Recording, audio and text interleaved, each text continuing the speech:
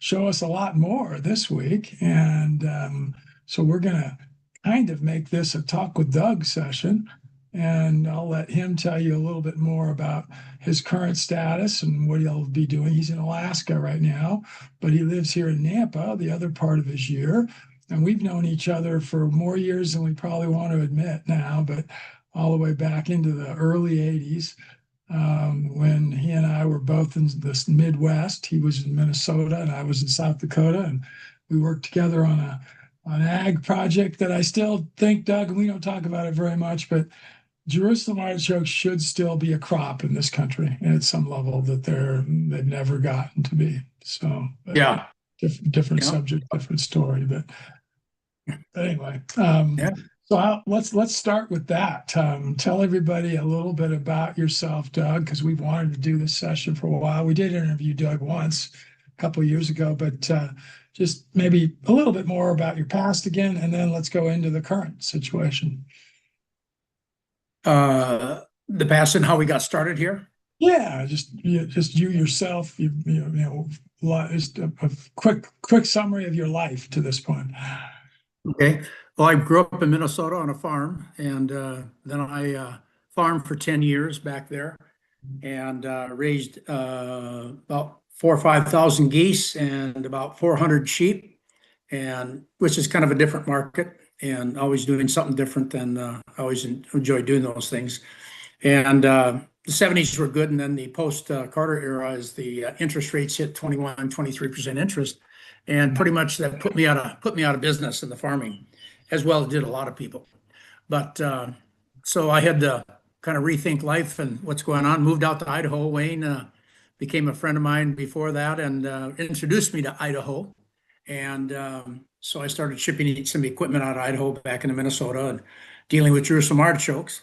And but ended up moving out in Idaho and kind of starting all over again, kind of figure out what's going on. And we had 4 kids, I think, at that time, and more to come. We have 7 children now, but Wayne, his friend, he'd done some things out there, so he started an asbestos consulting business, and so that's how I kind of got started out there in Idaho with him, and did that for a number of years, and then went out on my own in construction and started doing fire and water restoration. And I wasn't very smart, but I knew how to work hard, so I just kind of outworked my lack of knowledge on things till I learned.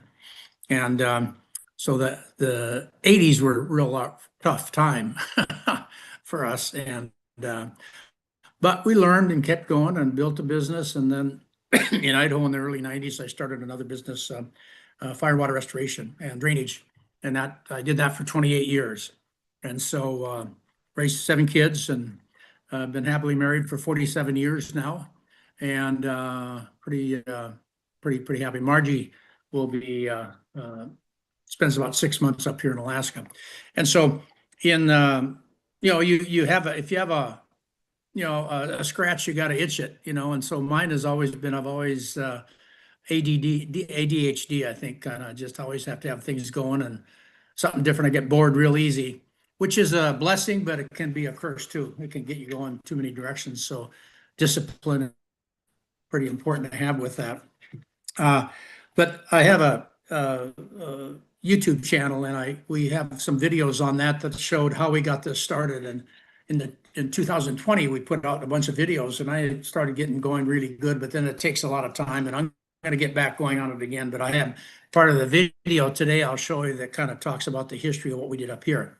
And so in the early 2002, a friend of mine I ran into was, I saw down there in Idaho and at church, and he said he built a little cabin up in Idaho, and what he was doing and hunting and all these kind of things. And so didn't think much of it. The next year I saw him again, and he was going to build a little bigger lodge. And so I told him that, hey, if you ever need, I will pay my son's way to just come and work with you.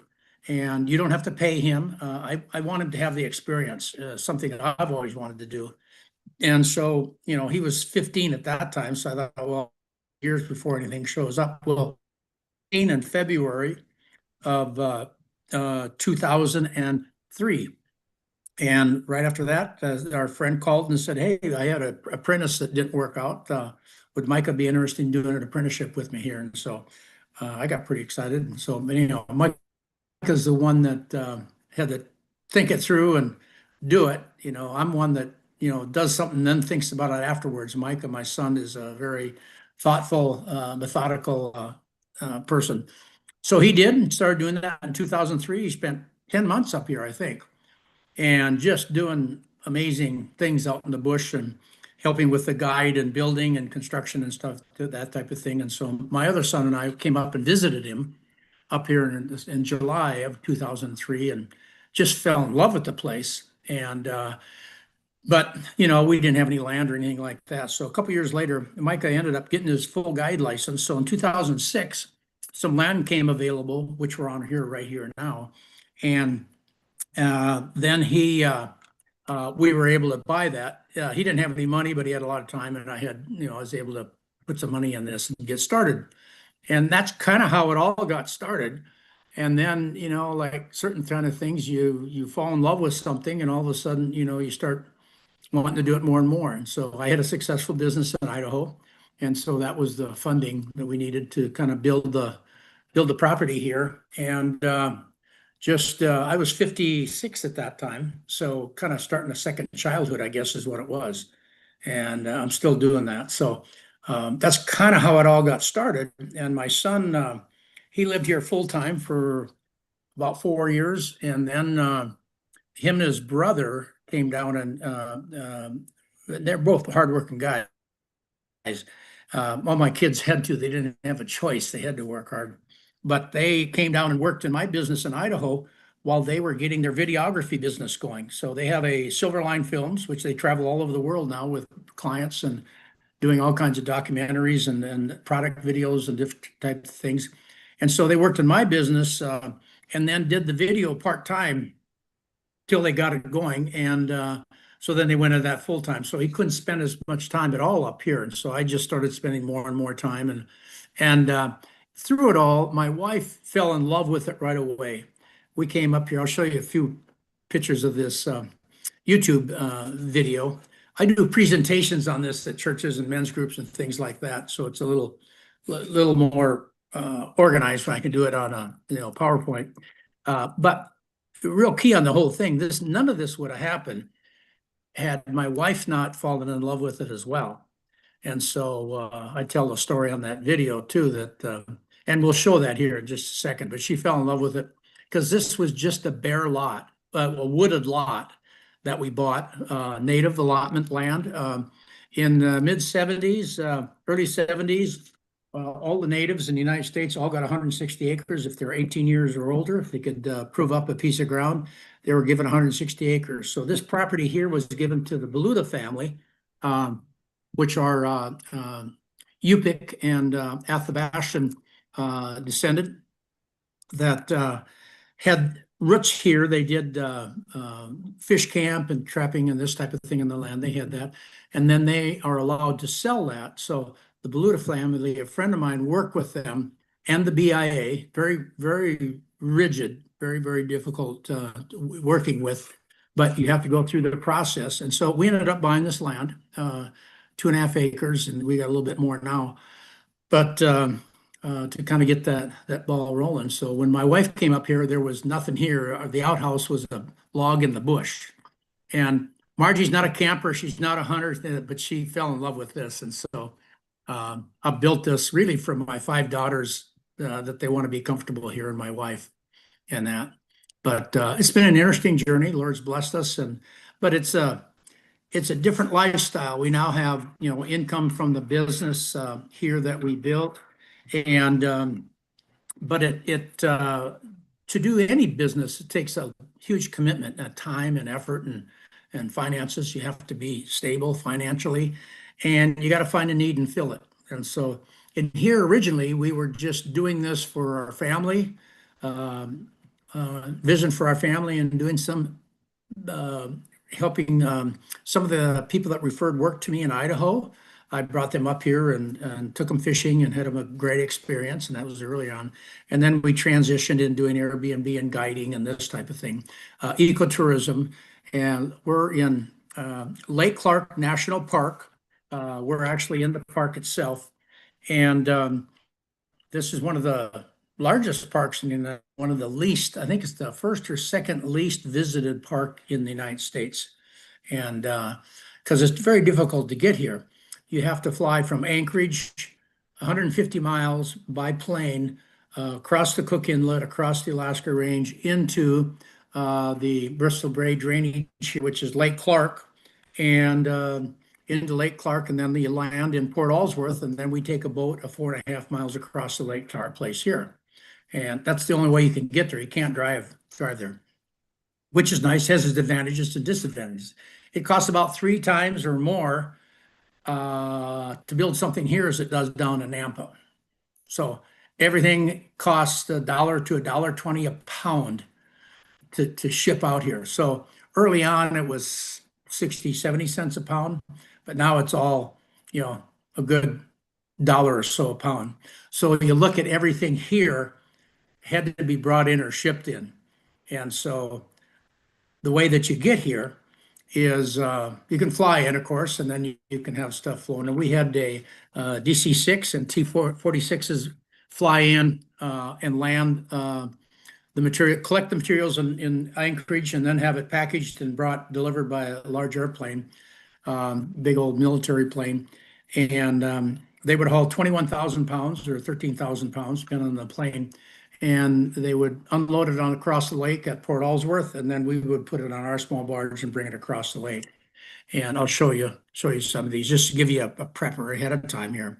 And the other way to get here is so that's air taxi. You can fly in yourself, or you can bring shipments in, or it can be barged in. But if it's barged in, you got to package it in Homer, Alaska, and then it's got to go onto a barge 85 miles across the Cook Inlet to Port Williamsport. And it can unload when the tide is at 25 feet, which is only 3 days out of the month can they unload at that spot. And so coordinate logistics. It's it's if you enjoy it, it's fun. So you unload there, and Williamsport have a business. They take our stuff off the barge, put it on his trucks, go across the mountain range into Lake Iliamna, and then goes back on another barge for 63 miles and goes to Iliamna on the north end of Lake Iliamna, 63 miles. Then it comes off and goes on to another truck, and it goes 35 miles up to 6 Mile Lake, which is on the south end of Lake Doug, Clark. Doug, Yeah. can I stop here a second and ask Mark? You keep talking. Mark, put up a map, and Doug, just align him a little bit on where my picture is. I don't need to be on here. So take me off, let Doug be in same, and then maybe share the screen. There we go. Yeah, put that. That way, Doug, as you're talking about locations, Yeah. people will get a little better picture for what you mean. Yeah. I had a PowerPoint, but I wasn't sure how I could handle that on here. And so, It's actually pretty easy. You do it Yeah. the same way. You just do it on your screen, and then you'd share your screen. So, Okay. but Just let me know what I need to show, and I'll just bring get it a up. map up of Alaska first, and then Doug Okay. can just do like you did yesterday for Southern California. Just All pull right. up Anchorage in that area, and Doug will align you, right? Sure. I Okay. had a couple questions while you're getting that done for you, Doug. Did you think about other areas in Alaska to end up doing this at, or did you really just start because of that friend and the cabin, and or was there, did you make some other, other places that you looked at also? I've always had an intriguing about Alaska, but not the drive till I came here. And then once I come here, um, that that's what really got me. I have a map right here, if Mike Wayne, but I'm not sure how to share it on the whole Oh, he'll get thing. it. It'll bring it up here. Just keep it zooming in, Mark. You've got it up there in the corner. Just Doug will session you once you zoom up into it.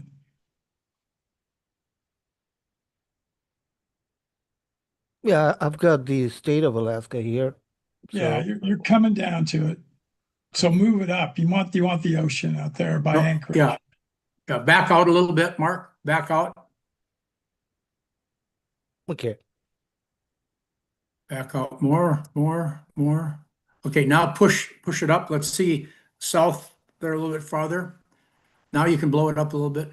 Right there where if you raise your cursor, okay, zoom in and bring it down, bring it down. There's Lake Clark National Park. See the park there? There you go. That's Katmai. Go up, work your way up the map, up there. There's Lake Iliamna. There's Lake Clark National Park. Okay, zoom in on that. Okay. Okay, there you go. That's good right there. That's enough there. Back out. Oop, No, back out back out, again. back out. Back out.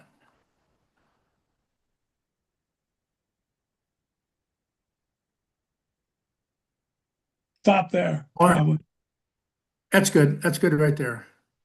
Now move it to the left. Let's see the left side a little more. There we go. Oh, that's good. That's good there. Okay. So now you see where on the lower left side it says Port Allsworth. Right there. That's Port Allsworth. That's across the lake from where we're at. And um, so again, if you're going to be, Anchorage is on our upper right-hand side. So you got to fly across the top, down through a valley into Lake Clark. It's a real long lake. It's like 55 miles long, and it's over 1,000 feet deep in places. Wow. And it's a real deep lake, and we're at about 220 feet above sea level. So most of the lake is below sea level, but it's not salt water. It's all fresh water.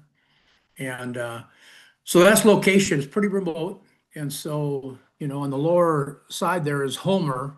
And so if you're going to take a barge, you got to go across the Cook Inlet, across the mountain range into Pedro Bay, into New Halen area there. It shows the lower left side, and then back up, down Dalton and Port Ellsworth. So it's pretty difficult to get to. Mark, why don't we show that video from the YouTube channel? Okay. That'll show give some Yeah, information. I'll bring it Doug, up. while he's So, keying that up, is the national park, does it have a visitor center and such? And I'm saying it on the day that they're making a big deal out of it down here, that the government closure, the national park headquarters types operations at various parks are closed today because of that. Yeah. Yeah, the park center is across the lake in Port Ellsworth from us. But there's really no activity at this time of the year. It's really shut down the last 2 weeks. Okay. Everything shuts down. And so there's not much of any visitors. So that's a picture out the front of my, we'll do this for about 5-10 minutes or so, kind of okay. give you a background of this. Go ahead and start it, Mark. That's off my deck looking out the bay. Okay. Let me know if the audio is coming through. Is the audio okay? Yeah, there'll be an intro.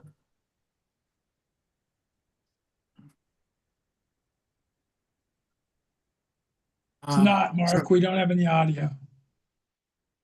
You didn't hear the audio, right? No, Nope. no. Okay.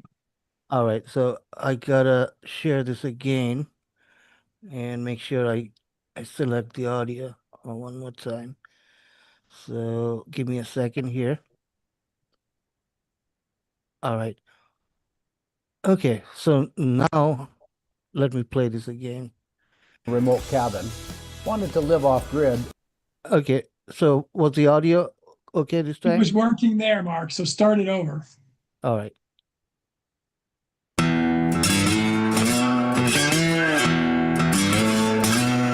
We'd like to welcome you to the YouTube channel, The Wildernesses at Lake Clark, Alaska. If you've ever wanted to build a remote cabin, wanted to live off grid, or just interested in what it takes to do that, then this channel's for you. This is the story of our family, the Nesses, following our dreams and having a vision for the future of living and building a lodge in the bush of Alaska, and sharing these experiences with friends and family. On this channel, we'll be sharing the daily life, the stories, and how to get things done at the Wilderness Pro Lodge. So join us and follow along on this journey.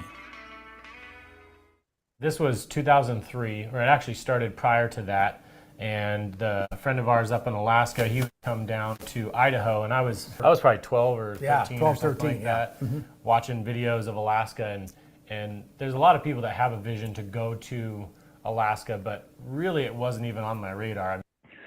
So in 2003, Micah got invited to do an apprenticeship at the guide up there, a neighbor of ours, when he was 16 years old. So at 16, he went up there, and for the next 3 years did the guideship and got the apprenticeship, got a full guide license. And in 2006, Micah and I bought the land.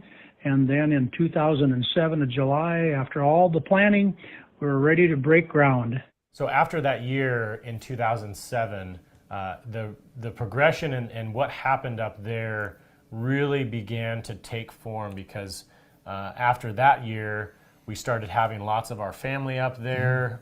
We actually didn't have our whole family up at one time until just this year. 2019 was actually the first year we had all of our family up there, plus the oldest two, their husbands came along as well, and also the grandkids got to experience. So that was quite the big culmination. But even before that, we started having different friends and people coming up to work and help and build.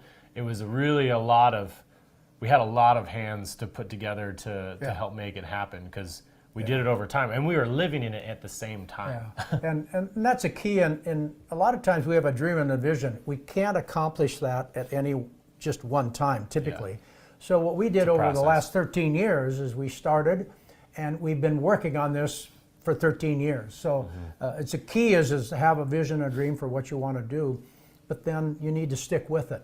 And so we kept, but we wanted to have the whole, part of the family, if not all the family, involved in this from the beginning. So we did it as we went along. So we just had we built the platform and did the foundation platform there in July. In the fall, Micah and another friend put the shell on the building, and then the next spring, now we started construction within the building.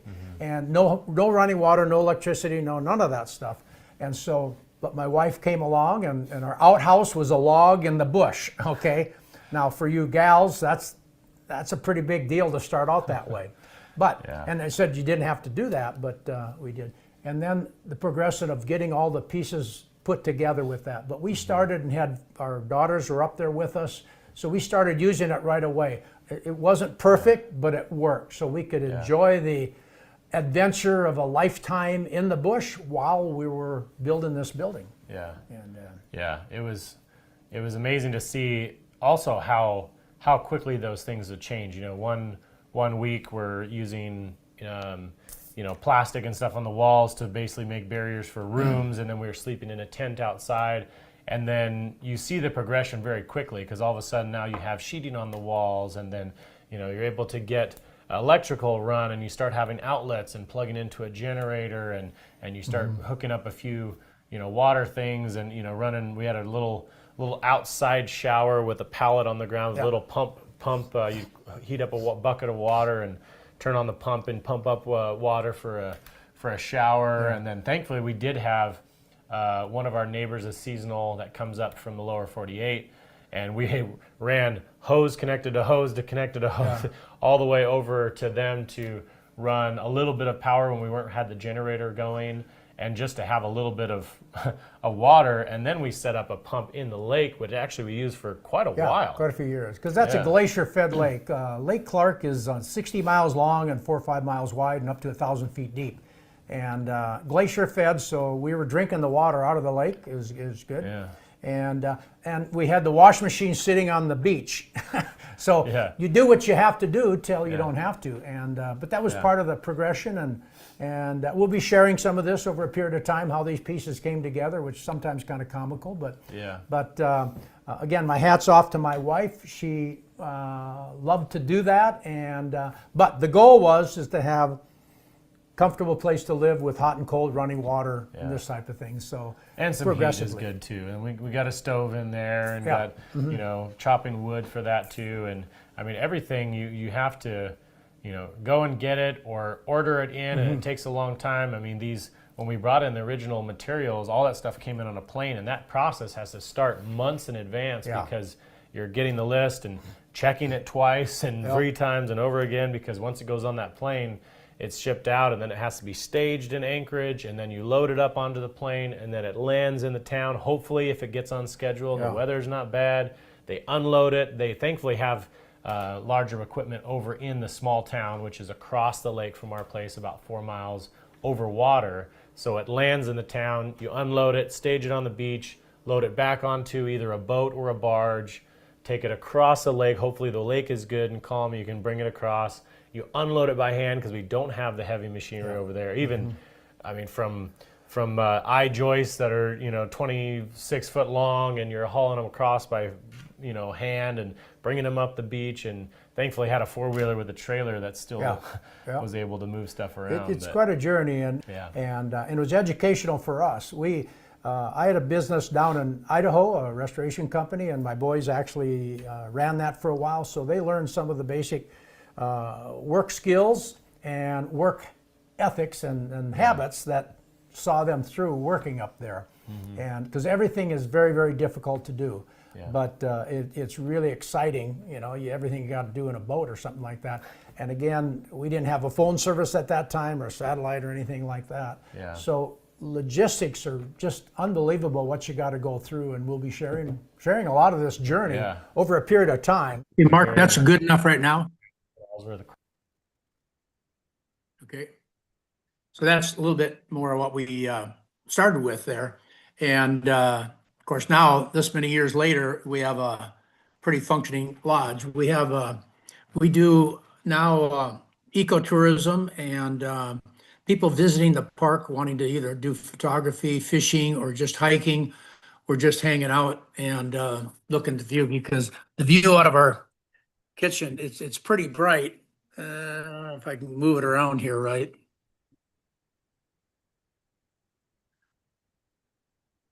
Postcard. I mean, it never gets old. It doesn't look like it. It's so bright. It's hard to see, boy. Well, I'll walk around outside a little bit too, but this is the lodge we ended up building, and I like logs and wood. And so this part of the lodge we built as a structure with dimensional lumber. But most everything else was a combination of other logs we harvested up here and harvested out of the lake. We like these unique logs. It's one of a kind. These are burls.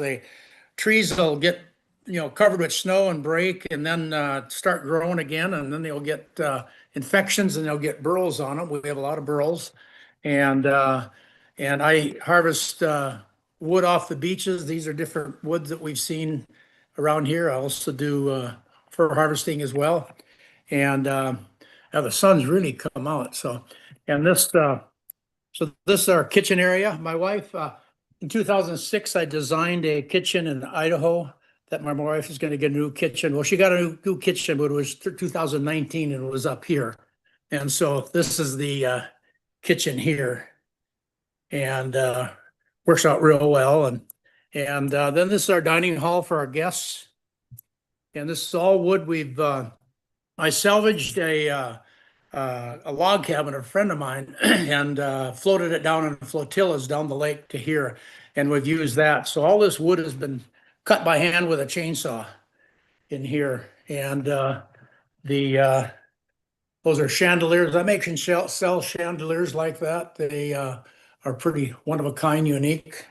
But anyhow, the floor is big planks that came out of the log cabin, and the same thing as the tables we've made and everything. And this is our main dining hall. We have people visiting, up to sometimes 10, 12 people, but usually only 4 to 6 people we have here. But it's a nice view out of here. Trying to get it where we can see. And actually one of the best views on the lake. But it's a home, and we totally have 4 buildings, and we have 9 bedrooms and 6 bathrooms. And on the main floor here, we have 3 bedrooms and a master bedroom, 3 bedrooms, and then 2 bathrooms. I heat with wood. This is one of the nicest stoves. If anybody's looking for an older, efficient, good stove, that's a Vermont Hastings. And it is the best wood stove I've ever used. It's not a brand new one. It was built in 1977. But it's been one of the best, most efficient wood burners you could have. And so again, I'll talk about the guests here in a little bit, making sure my time's okay. So this is our Arctic entry. And so this will give you an idea what it looks like out here and what we've done. Again, these are the kind of logs I harvest out of the lake. And then we have some of these works of art in creation of burls. And just beautiful. Amazing. You don't know what you get till you start taking all the bark off, but they're really, really unique in all different shapes and sizes. But I like to build with these types of things. There's some more burls. And then our staging deck here. I'm leaving tonight and I'll be back in a month, so I got to close everything down. So this is our front deck. Hopefully it won't get too bright. Try to do this. The sun don't hit it. But that's out here in the bay, and then I think the sun's going to start getting too bright. Doesn't show up very good. And then there's a log cabin down there I built. That's our boathouse. And our dock is down here, but because we take people out. I just pulled the boats out an hour ago. And hopefully this is going to show up. Yeah, it shows, Doug. It's good. The brightness is going away there. It's going good. Okay, good. That's our big covered boat that we do the touring in and some of the other property here. And that's our dock down here. The water goes up and down about 8 feet. So in the spring, the water now is going to go down about another 2 or 3 feet in the next month. And then in the spring, it'll start coming back up again. And lots of the leaves just dropped here. It's just beautiful today. Right now, it's pretty nice. And now I'm not sure how far I can get. I'm not sure if I'm going to lose a signal or not. Again, all this was done by hand right here. We've never, on this part of the property, used an excavator. It's all a shovel and a wheelbarrow. And I'm going to try. Hopefully this will do it. This is the back side. This is my wood storage in the back here. We run off a generator and solar panels. So those are the solar panels. If that's should show, yeah, they're showing the solar panels. Yeah, we're seeing them. Yep. And then up here I have my generator. I do have a skid steer now, but this is the building. I hopefully won't lose a signal. But I just built this building, this wood that came out of the lake. I harvest about 80% of the wood that I've used here have come out of the lake. They get rivers into Lake Clark, and then I harvest them. Some of these in the lake for 10, 20, 30 years even, but they get preserved. So this is just this summer, some of the construction for the purlins, but everything else, all of these logs here are ones that came out of the lake, and they have a dark and like that there, and beautiful. Might lose a signal, a shop, and then we have with a kitchen cabin here, and then a dry cabin over there. But all these logs again, I tested them, and kind of fun. And then we have a mill that we have rigged up that we use. But again, this is a beautiful day today here. Just gorgeous. You almost see the angels. Can you still see it, Wayne? Yes, it's coming in good. That skid steer, it's got to have, how much does that weigh? About 7,000? Yeah, something like that. I just got that 2 years ago. And I'm 74, so I use it so much. I pulled the boats out, everything like that. That skid steer, it allows me to operate without having to hurt myself. And so it's been really good. So this is the other side, and So I'm booking, I just booked for a group called Fishy Wear. They make women's fishing clothing. We just booked them for August next year. Just did that the other day. So we book right along. But this is what we call this. This is one of the bedrooms here that we have here. And our bathrooms. Again, if you enjoy It's this coming kind of good. construction, The it's signal's really been excellent, fun. Doug. It's looking very good. And and then we have it's a good view of we have all queen beds here, and it's a good view from here. So, but yeah, so nice from home here. Alicia asked if you do winter booking, and I think you've already said no, but it's probably mainly weather, right, Doug? It doesn't make sense to try to be there in Yeah, the winter. the end of May till end of September.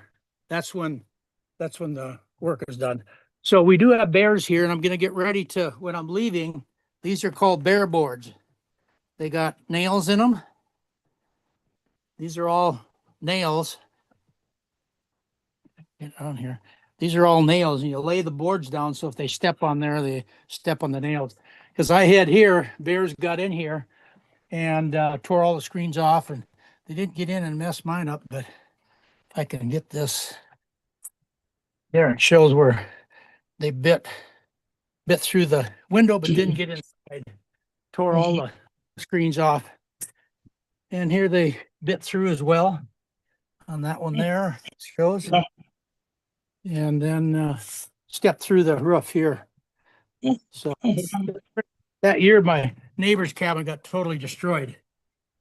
So if they get inside, they'll just totally destroy everything. But that's a little tour of that. So, but we're doing Airbnb, and then we do referrals. I don't market a lot, so we just do referrals, and then we do some fishing and some sightseeing guiding for some of the other Airbnbs or some of the lodges actually that don't do it themselves up here. And so we have.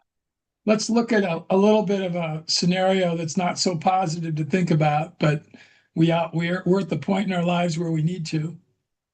You heard Doug say before he's got 7 children. Let's say it's now the point where you and Marge, or whichever one of the two of you dies last, have the kids already talked about who's going to be getting what, or you, and so on? Because it's going to be an interesting scenario. Yeah, it is. It's funny how fast this creeps up on you age-wise in these decisions. So my son and I, Micah, my son is a partial owner. I'm majority owner. And he has the first right of refusal of being able to take it over. Our other daughter, Abby, really loves the place and tries to spend much time as she can here, is interested in doing it too, because it's when it's all put together, when it's all put together, it's a lot easier to do. And more than likely that's what we anticipate is going to be happening now. And so there's a good demand for this kind of property here, because this is actually one of the nicest lodges out here, I think. And we got a real protected bay. Very few places on Lake Clark have any protected bays there. So, but yeah, a lot of that we'll see as time goes on, what, people and the kids, different things happen in their life at different times too. So we have a tentative plan, but we'll see what happens with that. How many people live in Port Allsworth or even just around the lake year round? About? There's about 200 in Port Allsworth. And on my side here, I'm the only one now. In October, I'll be the only one there'll be a couple people in the southwest corner at Keys Point. They'll be there in the winter, but other than that, on my side of the lake here, I'm the only one here, from here all the way to the end of the lake and down 15 miles. And so pretty quiet. I'll be the only one really with a boat, using a boat in November and December, because I travel around doing my fur harvesting with a boat. And so it's you got to be very, very careful. And you know, So it's the bush. Doug just made a statement several times, and he probably doesn't even realize it now, about what he does when he comes back. And he used the word fur harvesting. Is that a politically correct term now, Doug? Is that what more people will use? You know, yeah, I don't know. I just You I've don't, just you used that all said along. trapping. You haven't ever said trapping here, but I mean, and Yeah, because I'm mostly using not leg holes, but snares and the killer traps that dispatch the animal very quickly. And I think that's just a better way to do that. And I used to do it as a business somewhat back in the 70s. And so and here it's a real very difficult, dangerous, but it's it's something, if you like the thrill of the wilds like this, you get to see things you don't normally get a chance to see. And so, yeah. for all of you, if you want, Doug's previous time he was with us, he did talk about the fur harvesting side of his life more, so he can more of that. Yeah. What was your question, Wayne? Oh, it was. I just wondered if over time, if people call it fur harvesting more than they say trapping, because it's trapping's maybe got a negative connotation to it or something. Yeah, it could. Yeah. Yeah. Because we're harvesting a natural renewable resource is what it is. And the and it doesn't have much impact on the numbers because there's so difficult to do. And So we use the furs. We use the furs. That things aren't wasted at all. My daughters And- have and wife have clothing, And he does some beautiful stuff, everybody, and you can see some back behind him there. He didn't show those. Well, those are some of the. Yeah. Those fur. are actually some wolves. And first one there is a very large wolf. It was an alpha male, a big. That's a big one. And then there's a wolverine right next to it, and then there's a black wolf next to that. And then there's a cross fox, a cross between a red fox and a silver fox there, the fourth one. And then there's another light colored wolf right there. And then there's a red fox there. And then these are otters. These are river otters. And unlike sea otters, you can't trap sea otters, but only natives can. But these are river otters, and that's a very large one. Very soft. Those are big otters. Wow. Yeah, the one on the left there is very, very large. That's about as big as it gets. Yeah, the big one. And then, of course, this up here is a wolverine one there, which mounted. They're very, very, very vicious, and they're If pretty you're smart. just out in the bush, you're hiking, if a person is camping, whatever, what animal do you worry most about? Is it a wolverine, or do you worry about bears, or what would be? Bears. Okay. Bears primarily. The wolverines, and a lot of the animals they're gonna stay away from you if you possibly can. And so, Mark, would you pull up that one picture of the salmon, catching the salmon, the Okay. bear? Yeah, Okay. some videos and from a tree stand. And this is we get a lot of bears in through here. And this is on the Kijik River. Okay, that's That's not the one, so I'll pull up the other one. Maybe this one? Yes. Do you see there you go. that? Yeah. So this bear is fishing. She's catching a fish there. And that's from my tree stand. She's about 30 feet away from me. And but there's a lot of bears around here. And so we usually carry protection. A lot of our guests, they'll use, thank you, Mark. We'll use the bear spray. So we have a lot of bear spray, but we usually, when I'm out in the bush, I'll have a pistol with me. And so, usually the bears don't want anything to do with you, but you just always got to be careful. Like the bears broke into our neighbors. If you would have come there when that was happening, could have had a real problem. Or if they have cubs, you have to be careful to not get in between the sow and the cubs. My son has been that and been charged. We have been charged, but not, that's, you don't want, and she had 3 cubs. That can be pretty hairy in a hurry because they can move so fast. So you have to be careful and try to make sure you keep your food taken care of and everything and know what you're doing. That's why being with a guide is real important because they know kind of how to handle themselves in that. And and if they've killed a moose or something like that, because bears kill half of the moose calves out here, and so they're very hard on the population because there's no any bears are harvested here, and so there's lots of bears around, and so if they happen to be on a moose carcass that they've killed, they'll protect that with their life. That is one of the most scary things to be in. And I've been close on some of those. And but usually they're going to want, if they know you're there, they're going to get away from you unless they have a certain reason to. But generally, they're going to stay away from you. And if or you could have occasionally, and that could have been the one that broke into all these 11 buildings over here 2 years ago, could have been a sick one that was not doing well and just, and sometimes it's hard to figure out what they're doing.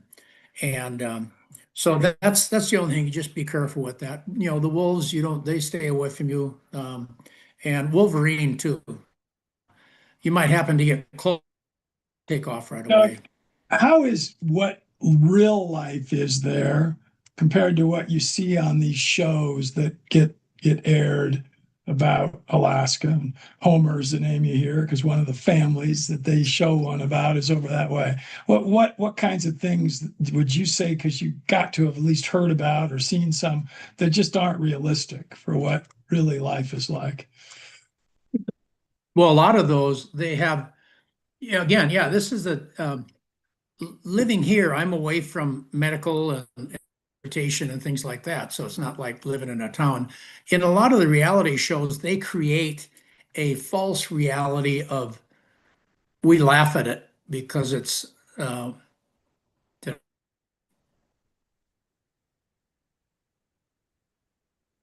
did I lose something there?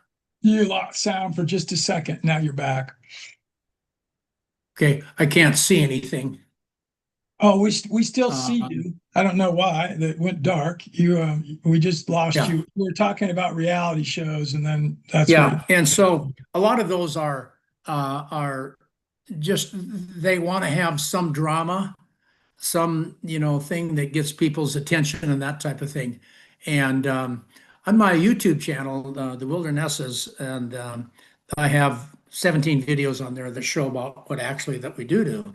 And so you have to be careful, but it's some of these, they just create drama for things. And out here, you don't want drama, you don't want problems, and so it's almost anticlimactic, some of these reality shows, because they aren't very real.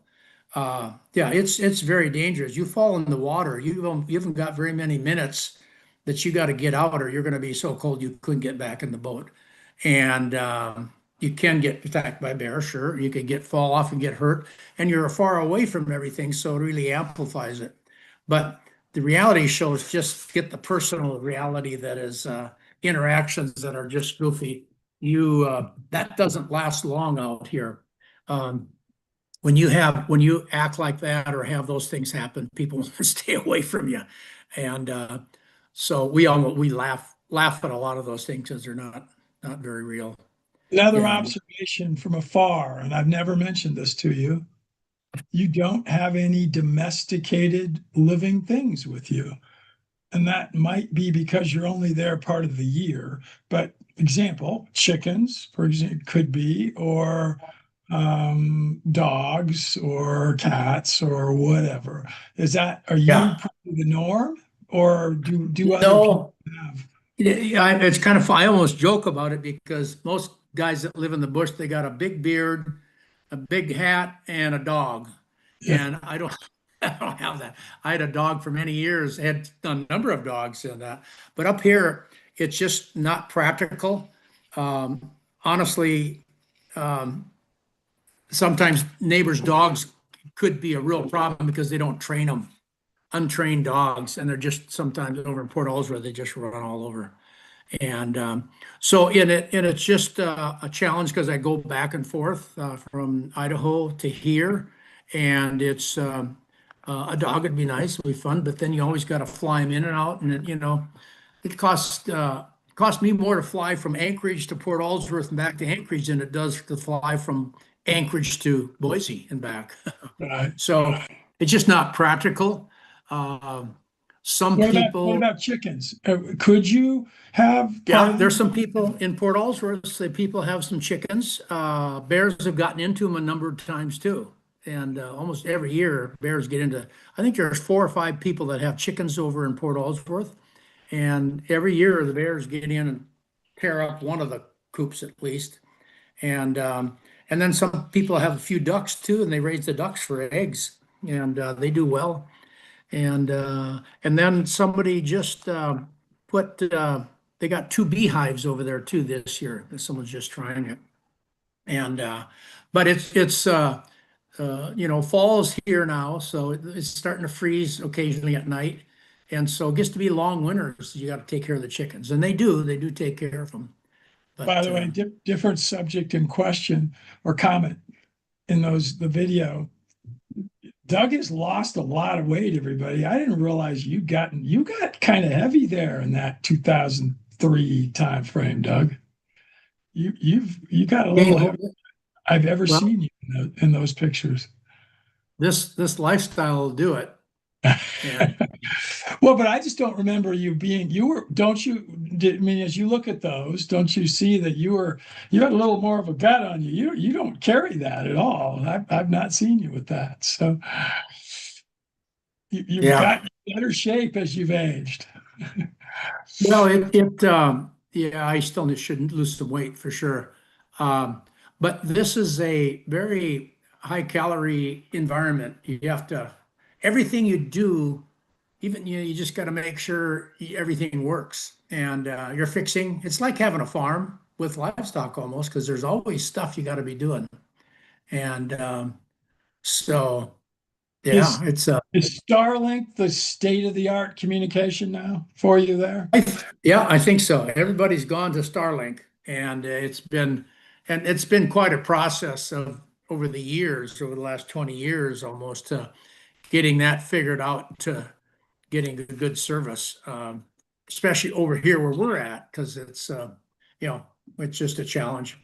But the Starlink is just amazing. I really, really enjoy the Starlink. And it means you can communicate with family in Idaho anytime you want, right? I mean, yeah. And that's what works out good. And because I can do business, and like I can talk to clients, future guests and everything. And yeah, I operate just like I would in Idaho. And actually we have, to a certain extent, I got a satellite, I think in 2008 or 9. It wasn't very good, but it did work, and that allowed me to run my business from up here. And Alicia just brought a great question up. I was about to ask it about the bears. A little bit of your tone would make me think that you might think maybe we should be managing those bears a little bit better than we are. Is that true in your opinion? Or should they not be as protected as they are? Well, they are in the park here.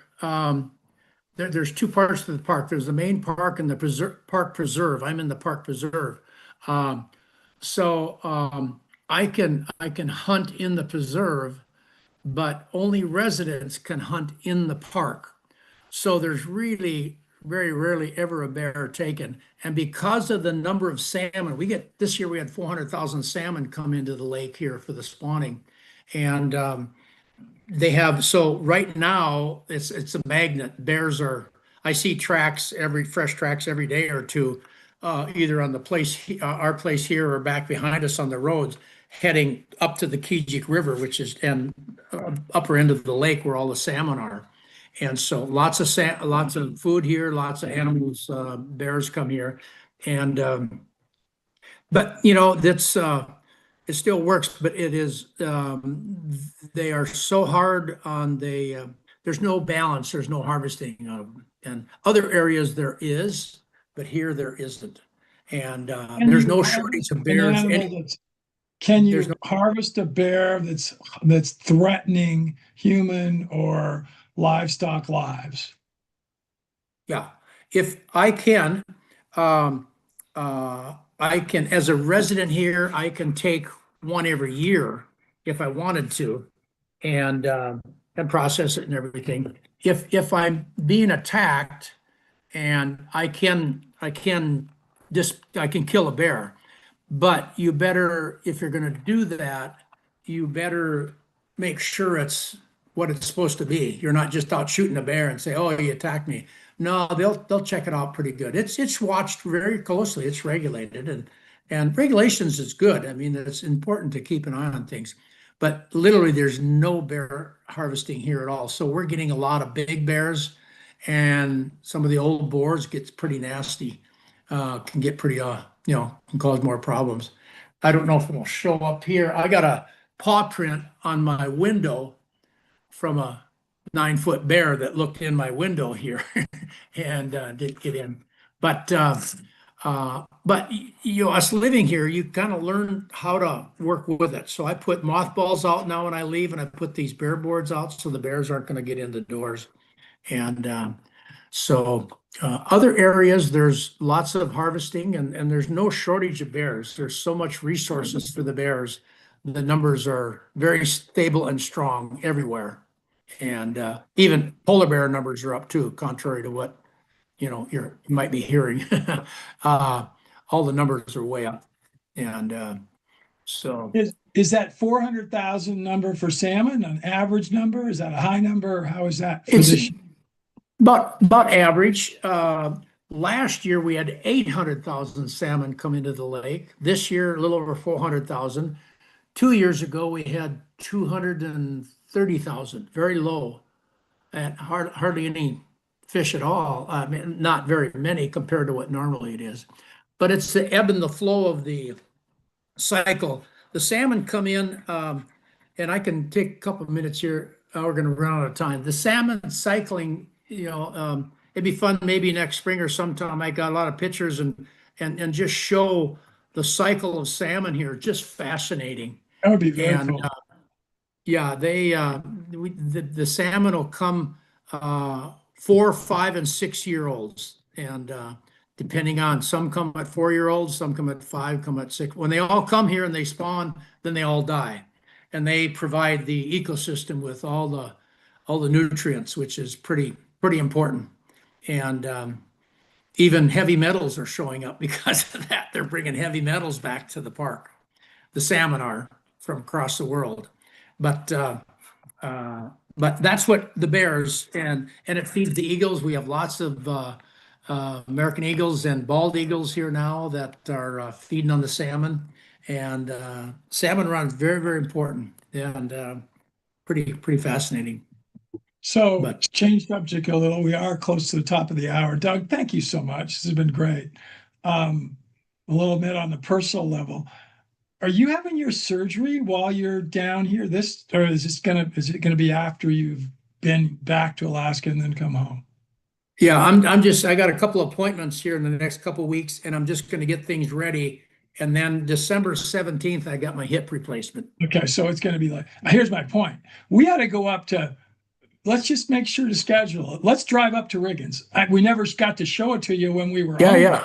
But Oh, let's yeah. just go up there and maybe take our rods with us, because it's going to be the start of the season. So Sure. Oh, we yeah, should yeah, that'd be keep great. that up. Yeah, we don't do much fishing now, but we had this summer, we had the best grayling and lake trout fishing ever, pike fishing. Have a really good fishery here. And that's what a lot of people come here for. But anyhow, my website is mywildernesspro.com. And I don't know why I never thought about it, how that's cool how you were able to put wilderness with your last name and have it Yeah. there. So very cool.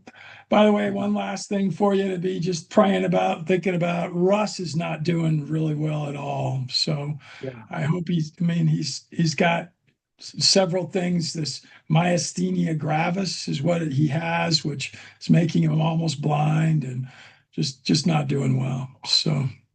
Can he see now, and can we visit him? Oh yeah, we can go see him. We should do that. He'd love that. He'd love to see you. But I mean, it's just by about noon every day. What happens is with this is myasthenia, is it makes the muscles that allow your eyes to focus, it wears them out. And so what happens is he's able now to see the early part of the day pretty well, but as the day goes on is when he loses his vision. So, and then Okay. you don't know him that well, but I had a pretty negative conversation today with John Nillen, is a name you've heard me use, good friend from Colorado. He had colon cancer a couple of years ago and was recovered from that, and now they've diagnosed bone cancer. So he's probably not gonna. It's not going to be good for him for the short term. So look at their website, everybody. That's pretty cool. What Mark's showing here. So, All right. well, Doug, thank you so Good. much. And when you get, call me. You'll be home in just a few, or home. You'll be back in Nampa in just a few days. We should just at least communicate, and then let's get together. Yeah, that's for sure. I'd love to do that. All right. Appreciate it, Wayne. All right.